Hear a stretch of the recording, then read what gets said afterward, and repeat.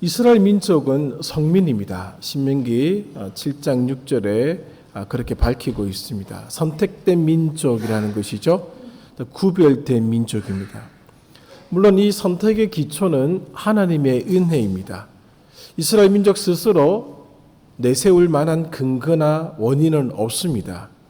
그리고 이스라엘 민족이 다른 민족보다 더 뛰어나다라고 하는 것도 없습니다. 이스라엘 민족의 땅덩어리는 강원도 크기밖에 되지 않습니다. 다른 민족들보다 백성의 숫자가 많은 것도 아닙니다. 신명기 7장 7절은 모든 민족 중에서 가장 작은 민족, 적은 민족이다라고 기록할 정도입니다. 하나님께서 일방적으로 다른 민족과 구별하셨다라는 것밖에 없다는 겁니다.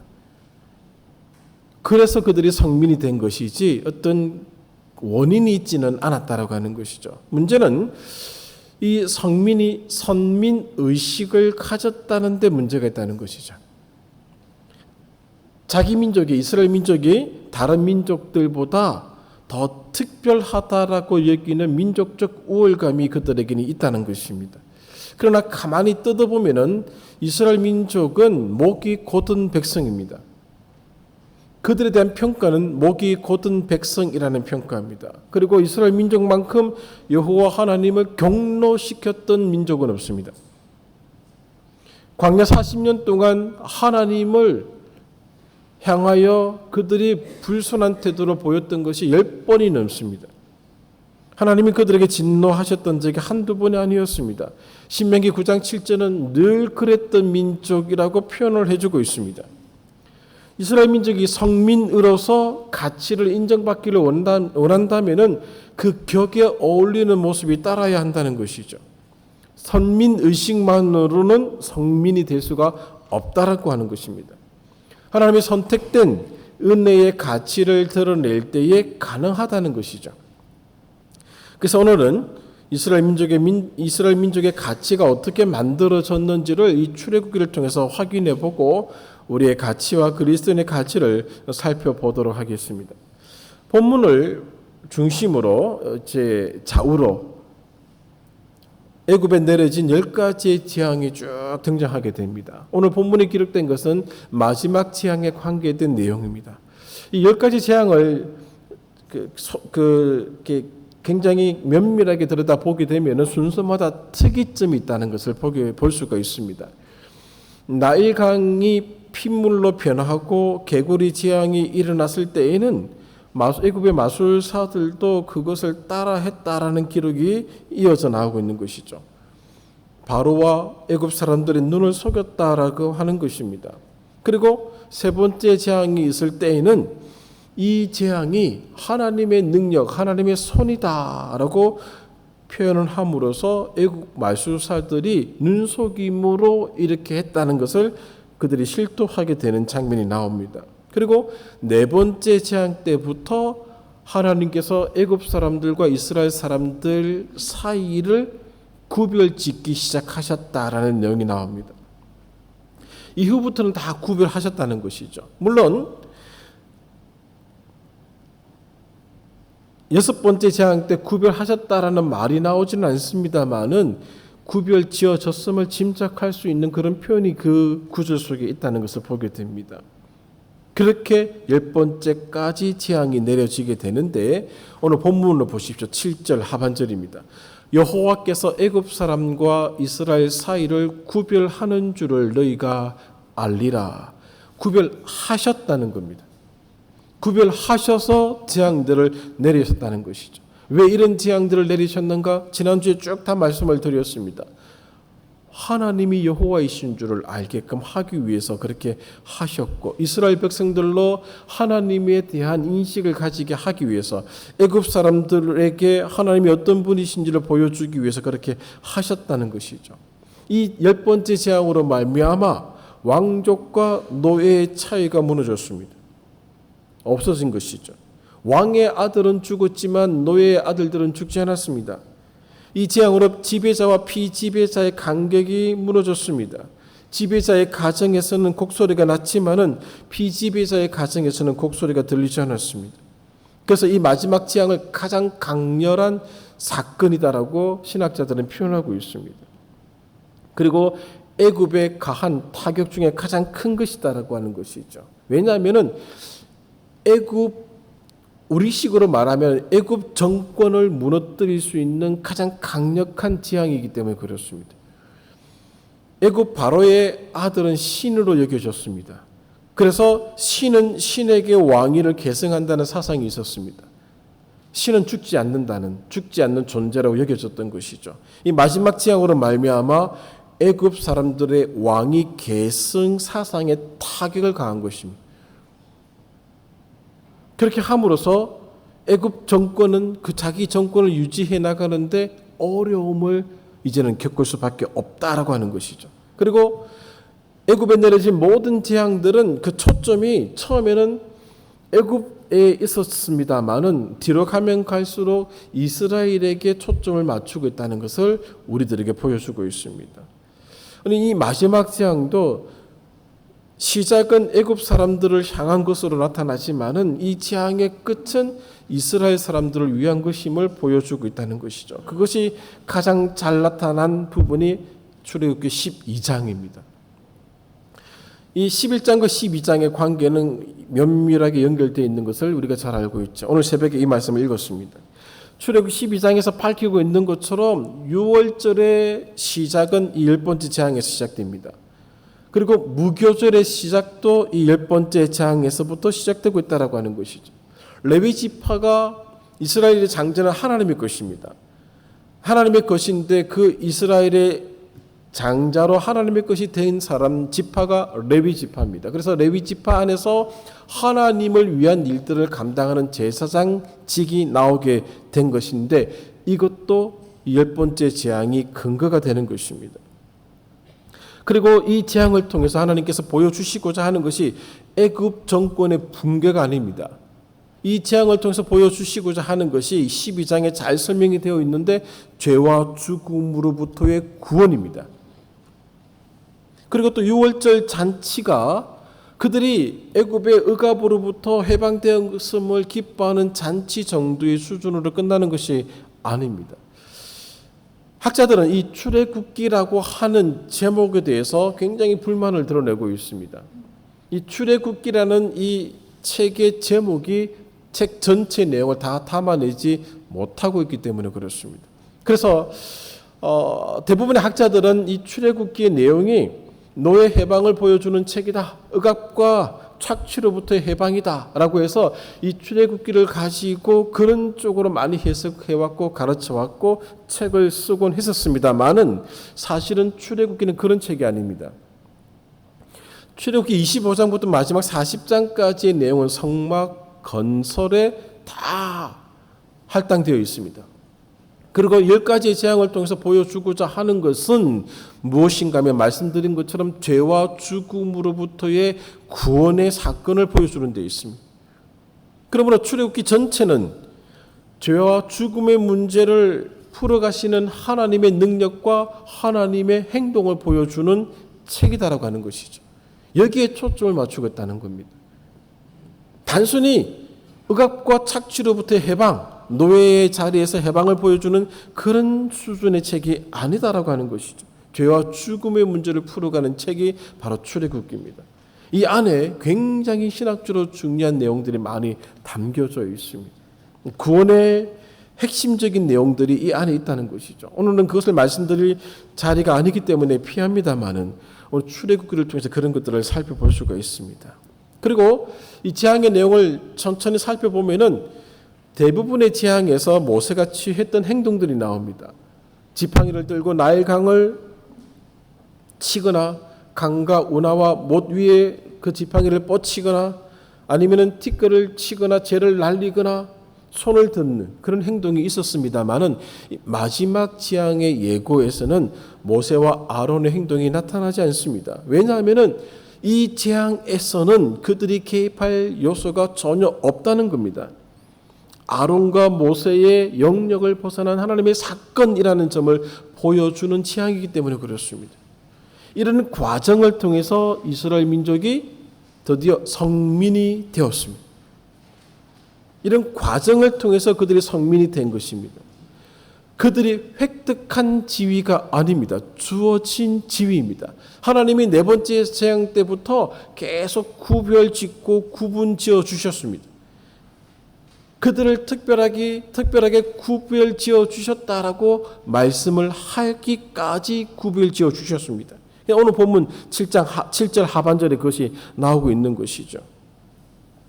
그 성민에게는 주어진 법도가 있습니다. 살아가야 될 길이 있다라고 하는 것이죠. 그 계명들을 지키면서 살아가도록 부름을 받은 사람을 성민이라고 얘기를 한다는 겁니다. 그래서 자랑할 수가 없습니다. 선민 의식을 가지고 다른 민족보다 우월감을 가질 수 있는 근거가 아니기 때문에 우월 의식을 가질 필요가 없다는 것이죠. 그저 감사해야 될 부분인 것이죠. 자, 그렇다면은 오늘 이 본문이 이 말씀이 우리들에게 읽혀져야 될 이유는 무엇인가? 그 부분을 좀 생각을 해보았습니다. 이 말씀, 여호와께서 애굽 사람과 이스라엘 사이를 구별하는 줄을 너희가 알리라. 이것이 오늘날 우리들에게 왜 읽혀져야 되고 오늘날 이 말씀을 읽어야 되는 이유는 무엇인가를 좀 생각하게 되었습니다. 첫 번째 이유는 무엇인가 하면은 그리스도인의 가치가 세상의 가치에 의해서 값이 매겨지고 있기 때문에 이 말씀을 읽어야 한다는 것이죠. 세상의 가치는 무엇으로 평가합니까? 고대 이 애굽이나 지금이나 세상의 가치는 군사력과 경제력으로 평가를 합니다. 모든 세상의 가치는 군사력과 경제력이 기반입니다. 부정할 수가 없습니다. 애굽의 가치가 어디서 나왔습니까? 애굽의 가치, 바로의 가치는 애굽이 가지고 있는 군사력, 경제력에서 시작된 것입니다. 만약에 애굽의 군사력과 경제력의 형편이 없었다면 누가 애굽을 두려워하겠습니까? 지금도 전 세계를 움직이고자 하는 민족들을 보십시오.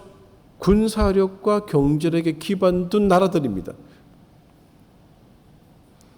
하나님은 이 10가지 재앙으로 애굽이 그렇게 그토록 자랑스럽게 여겼던 그 가치 체계를 붕괴시켰습니다. 고대 애굽의 이 모세 시대에 일어났던 이 사건으로 말미암아 고대 애굽은 단 한 번도 그 이전으로 돌아간 적이 없습니다. 지금 현대 이집트도 모세 시대 애굽만큼 번영하지 못했습니다. 한 번도 이 이상으로 돌아간 적이 없다고 합니다. 역사적으로. 그만큼 하나님은 10가지 재앙으로 애굽을 초토화시켰던 것이죠. 그들의 가치 체계를 붕괴시켰던 것입니다. 노예의 신에 의해서 주인의 신들이 패배를 당했습니다. 영적 가치 체계도 무너진 겁니다. 애굽의 신앙 사상에 있어서 일어날 수 없는 일이 그 땅에 지금 일어났던 것이죠. 애굽 사람들은 영적으로 이 히브리 민족에 대해서 우월감을 가지고 있었습니다. 히브리 민족은 노예입니다. 노예들의 신을 주인들이 믿는 신보다 더 크다고 생각할 이유가 없다는 것이죠. 얼마나 너희네들이 믿고 있는 신이 연약하면은 노예 생활을 하고 있겠느냐는 것이죠. 근데 그 영적인 우월감을 10가지 재앙으로 말미암아 무너뜨렸던 것이죠. 세상의 가치는 군사력과 경제력이 있습니다만 그리스도인들의 가치는 어디에 있는가 하면 구별됨에 있습니다. 7절 하반절이죠. 여호와께서 애굽 사람과 이스라엘 사이를 구별하는 줄을 너희가 알리라. 그런데 그리스도인의 가치, 믿는 자들의 가치가 세상의 가치로 환원되고 있는 현상을 지금 우리가 목도하고 있습니다. 오늘 그리스도인들의 가치를 세상의 가치로 환원하지 않기를 바라는 것입니다. 군사력과 경제적으로 바꾸지 마십시오. 제가 찬송가 184장을 선택한 이유가 무엇인 줄 아십니까? 우리가 이 찬송가 184장을 부를 때 막 박수 치고 부르다 보니까 가사가 무엇인지도 모릅니다. 그냥 불로만 정신에 빠져가지고 넘어가는데 여기 초점이 있습니다. 성령의 임하사 우리 영의 소원을 만족하게 하소서. 성령께서 임하셔서 우리 영의 소원을 만족시켜 주실 때에 무엇으로 만족시켜 주시겠습니까? 군사력과 경제력으로 만족시켜 주시겠습니까? 그것이 아님을 저도 알고 여러분들도 다 압니다. 성령이 임하셔서 우리를 만족시켜 주실 때 무엇으로 만족시켜 주시겠습니까? 근데 주님 자꾸만 그리스도인의 가치를 세상의 가치로 환원하여서 평가하고 있더라는 것이죠. 저가 얼마나 힘이 있느냐? 군사력이 있느냐? 그 말입니다. 저가 얼마나 많은 재물을 가지고 있느냐? 경제력이 있느냐로 평가하더라는 것이죠. 우리의 자녀가, 우리의 교회가, 내가 얼마나 많은 군사력과 경제력이 있느냐를 가지고 하나님의 은혜를 받은 것처럼 성령이 임한 것처럼 오도하고 있더라는 것입니다. 우리의 가치, 그리스도인의 가치, 교회의 가치는 구별됨에 있습니다. 하나님은 그들이 그토록 의지하고 싶었고 갖고 싶었던 세상의 가치를 여지없이 붕괴시켜 버리고 말았습니다. 그것이 10가지 재앙이 보여주고 있는 교훈입니다. 그럼에도 불구하고 오늘 그리스도인의 가치를 세상의 가치로 환원시키고자 하시겠습니까?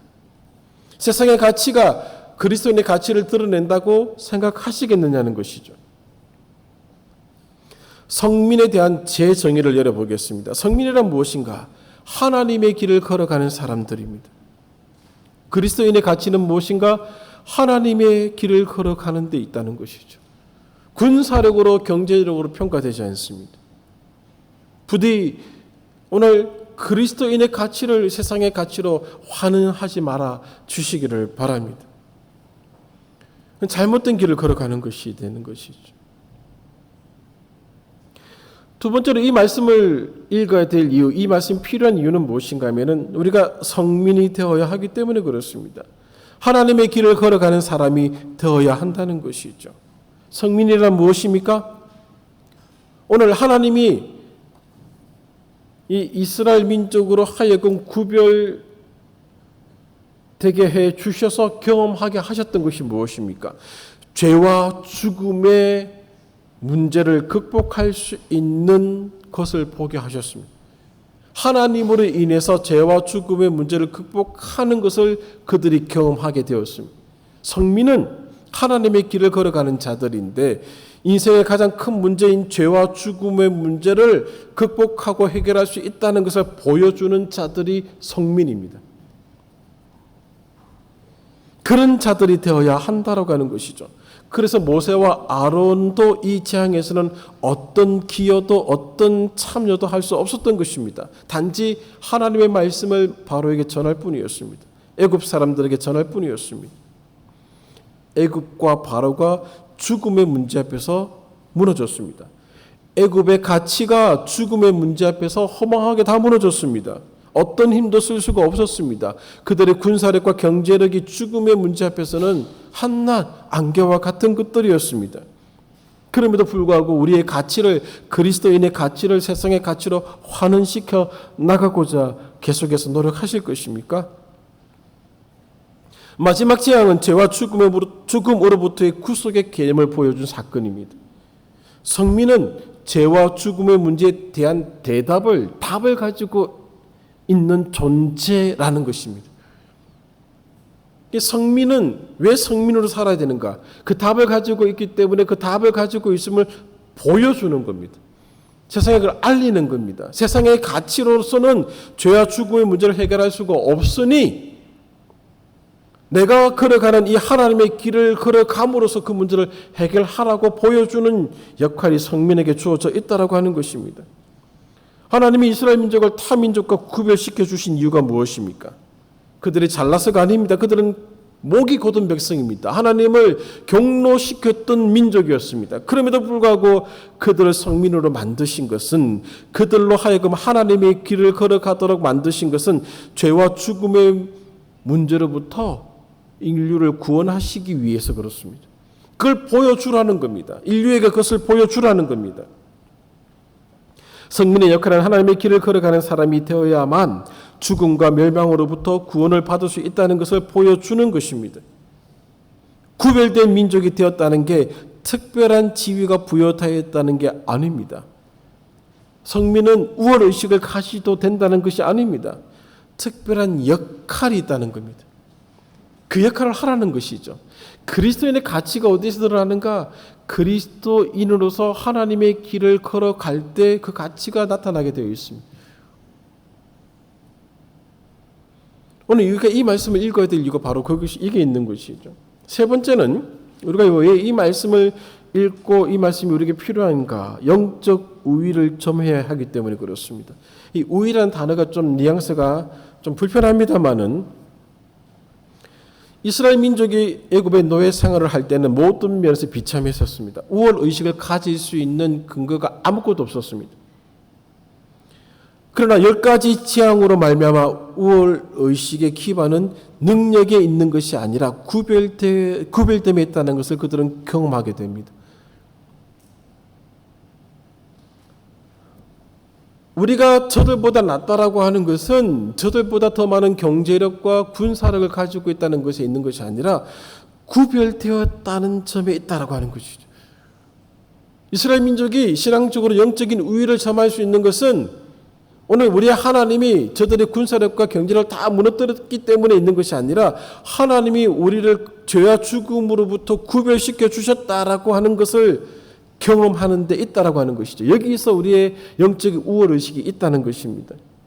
하나님이 여기서 구별된 민족이라는 게 영적 우위를 정해주는 것이지 힘에 의해서 생기는 것이 아니다라고 하는 것이죠. 영적 우위는 우리 신분에 관한 분명한 인식이지 능력과는 무관한 것입니다. 여러분 아무리 영적으로 뛰어난 사람이라 할지라도 높은 건물 위에서 뛰어내리면은 어깨 쪽지에 날개가 안 나옵니다. 영적으로 뛰어난 사람들 다 빌딩에서 다 밀어보고 싶습니다. 저는 막 그렇게 얘기하는 사람들 어깨에 날개가 나오는가. 천사들이 나타나서 딱 받쳐주는 경우도 없습니다. 다 그냥 탁 죽어버립니다. 영적 의라고 하는 것은 성령을 경험하고 성령이 충만하다라고 하는 것은 구별됨의 위치에 있다는 것이지 그것으로부터 뭔가 힘이 나온다는 데 있지 않다는 것이죠. 착각하고 있는 겁니다. 내가 병 고치는 능력이 있다, 뭘 하는 능력이 있다, 영적 우위를 점할 수 있는 요소가 아닙니다. 가장 중요한 것은 구별되었다라고 하는 것이죠. 세상과 구별된 신분을 가지고 있다라고 하는 것이 영적 우위를 점할 수 있는 것이지 나타나는 능력이 아니다라고 하는 것이죠.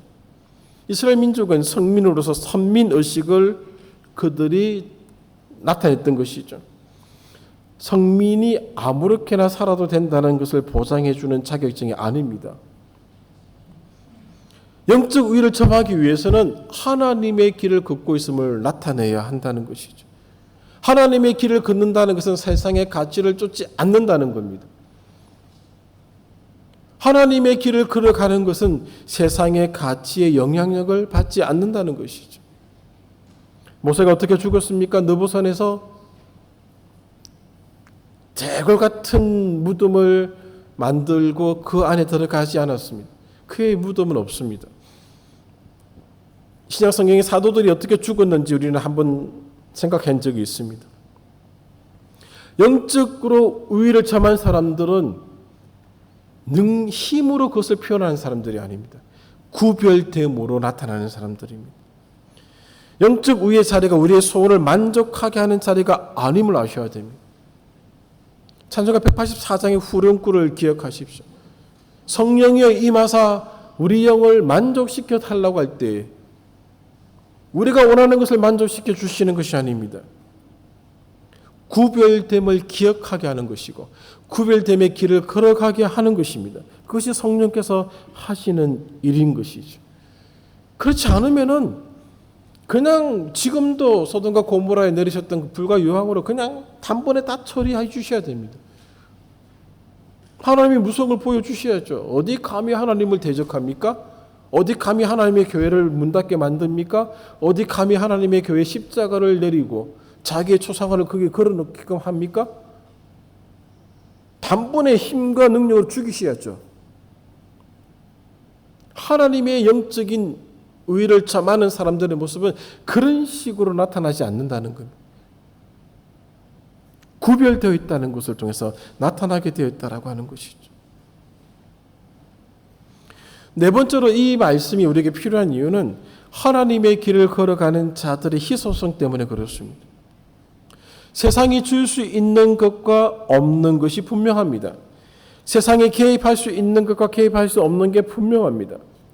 그리스도인의 가치는 세상이 줄 수도 없고 개입할 수도 없는 영역에 속한 것입니다. 그런데 그 가치의 중요성이 흐려졌습니다. 무엇으로 흐려졌는가? 군사력과 경제력에 의해서 흐려졌습니다. 그리고 그리스도인의 가치가 강조되지 않고 있습니다. 세상의 가치에 의해서 대체되고 있는 현상이 나타나고 있습니다. 이 허망한 상황이 지금의 모습입니다. 그래서 이 구절을 읽어야 된다는 것이죠. 구별됨의 자리에 있는 가치를 귀중하게 여겨주셔야 됩니다. 군사력과 경제력이 많은 사람이 하나님의 은혜를 받은 게 아닙니다. 그러면 애굽이 하나님의 은혜를 받은 민족이 되어야 되죠. 근데 우리는 지금 자꾸 대체시키고 있다는 것이죠. 그리스도의 가치를 우리 스스로가 땅바닥에 내팽개치고 있고 세상의 가치를 그 가운데를 가지고 끌고 들어와서 이것이 하나님의 은혜라고 지금 오도하고 있다는 겁니다. 오늘 하나님으로부터 구별됨을 받은 자들이 걸어가야 될 길이 점점점 안 보입니다. 너무 희소해지고 말았습니다. 그래서 이 구절을 읽어야 됩니다. 여호와께서 애굽 사람과 이스라엘 사이를 구별하는 줄을 너희가 알리라.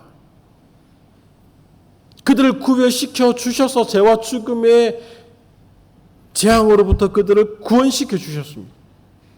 세상의 가치가 할 수 없는 일을 보여주셨던 것입니다. 세상의 가치가 개입할 수 없는 일을 하나님께서 해주셨다는 것이죠. 그렇게 구별되어진 사람들이 오늘 우리들이고 그리스도인들인데 왜 우리 그 가치를 귀중한 것을 모르고 세상의 가치를 가지고 바꿔버리고 있느냐는 것이죠. 성령이 임하실 때 오늘 우리에게 주시는 복이 무엇이겠습니까? 구별됨의 자리를 알게 해주는 것이지 군사력과 경제력을 더 채워주는 것이 아닙니다. 그랬다면 군사력과 경제력이 오늘 가장 중요한 가치라면 모세가 애굽의 바로가 되어야 되죠. 애굽 땅이 약속의 땅이 되어야 되죠. 애굽의 모든 재화가 모세 아래로 들어가야 되는 거죠. 하나님은 그렇게 하지 않으셨습니다. 약속의 땅으로 조상들에게 약속하신 그 땅으로 그들을 다 데리고 오셨습니다. 강원도 크기밖에 되지 않는 땅으로 그들을 인도하셨습니다. 구별지어진 땅으로 그들을 이끄셨던 것이죠. 허망한 세상의 것에 오늘 우리의 가치가 팔려가지 않았으면 좋겠습니다. 전도되지 않았으면 좋겠습니다. 대체되지 않았으면 좋겠습니다. 여전히 세상의 가치가 우리를 유혹하고 우리를 흔들고 있습니다. 그것이 우리에게 힘이 되는 줄 알고 우리에게 진짜 생명의 길이 되는 줄 알고 있지만은 그 죽음 앞에서 허망하게 무너지는 것을 우리가 지금도 경험하고 여전히 이 주변에서 일어나는 죽음을 통해서 확인하고 있음에도 불구하고 왜 그리스도인의 가치를 땅바닥에 내팽개치고 있는지 모르겠습니다. 말씀을 정리합니다. 하나님은 우리를 구별시켜 주셨고 구별되게 살 수 있는 방법도 주셨고 구별됨의 가치도 알려주셨습니다. 애굽의 가치가 한낱 안개와 같다는 것도 10가지 재앙을 통해서 보여주셨습니다. 그들이 가지고 있던 경제력이 다 무너졌습니다. 군사력이 홍해에 다 매장되고 말았습니다. 죄와 죽음의 문제 앞에서 허망하게 무너지는 것을 10번째 재앙을 통해서 보여주셨습니다. 그 과정에서 하나님은 이스라엘 민족을 구별하심으로 성민의 길을 걷도록 유도하셨던 것이죠. 지금이 그 어떤 때보다 성민으로 살아가야 할 사람들이 필요한 때입니다. 구별됨으로 살아가야 할 사람들이 필요한 시기가 되었습니다. 하나님의 길을 걸어가는 사람들이 요청되는 시기입니다. 이 부르심 앞에 저와 여러분이 서 있습니다. 응답하셔야 됩니다. 하나님의 길을 걸어가는 성민이 될 것이냐, 세상의 가치를 쫓아가는 애굽의 바로가 될 것이냐. 선택의 문제는 우리들의 문제고 각자의 문제입니다. 오늘 이 말씀을 기억하십시오. 하나님께서 여호와께서 애굽 사람과 이스라엘 사이를 구별하는 줄을 너희가 알리라. 구별하셨다는 것이. 이 12장 이후로부터 이스라엘에게는 그들이 걸어가야 될 하나님의 길이 제시됩니다. 하나님이 동행하셔서 만들어주는 과정이 40년에 걸쳐서 나타나게 되는 것이죠. 구별됨이 무엇인지를 보여주시는 겁니다. 그리스도인의 가치가 땅바닥에 내팽개쳐진 이때에 오늘 사랑하는 영광교회가, 오늘 영광교회 소속된 성도들이 구별됨의 의식을 가지고 성민으로 살아가시기를 바랍니다. 성령의 충만함을 요구하십시오. 기도하십시오. 성령의 충만함의 삶이 어떤 것인지를 기억하시고 성령 충만한 삶을 살아가시기를 바랍니다. 세상의 가치가 오늘 그리스도인의 가치를 뛰어넘을 수가 없습니다. 이 재앙이 그걸 보여주고 있는 겁니다. 꼭 기억하시고 구별됨으로 하나님께 영광을 돌리는 모든 성도의 삶이 되기를 간절히 소망합니다. 기도하겠습니다.